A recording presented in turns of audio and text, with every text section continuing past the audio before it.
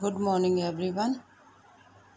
Myself Sarita Bansal from Harvard Convent Senior Secondary School. आज मैं आपको चौथी कक्षा की हिंदी की पाठ्य पुस्तक का पहला पाठ हिंद देश के निवासी पढ़ाने जा रही हूँ। जैसे कि नाम से पता चलता है कि बच्चे हिंद देश के निवासी यानी कि भारत में रहने वाले लोग, इसमें कवि ने भारत के लोगों के बारे में बताया है। हम सबसे पहले इसके कविता के मूल भाव की तरफ ध्यान देंगे। इस कविता में कवि ने भारत देश की विशेषता, अनेकता में एकता के बारे में बताया है।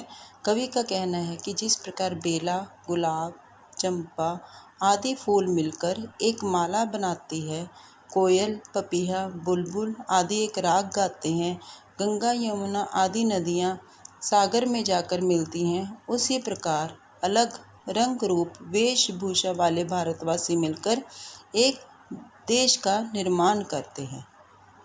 अब कविता का पाठ शुरू करते हैं।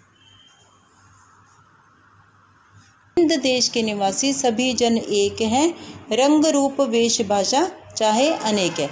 हिंद यानी कि भारत, निवासी यानी कि यहाँ रहने वाले जन लोग, भारत देश में रहने वाले लोग सभी एक हैं, चाहे उनका रंग, उनका रूप यानी कि आकार जिसको हम फीचर्स कहते हैं, वेश यानी कि जो वो जिस तरह के वो कपड़े पहनते हैं, भाषा उनके बोलने वाले जो भाषा चाहे अनेक है, चाहे वो अलग अलग हैं, फिर भी भारत में रहने वाले सभी लोग एक हैं, एक समान ही हैं। बेला, गुलाब, जूही, चंपा, चमेली प्यारे प्यारे फूल गुंथे माला में एक हैं।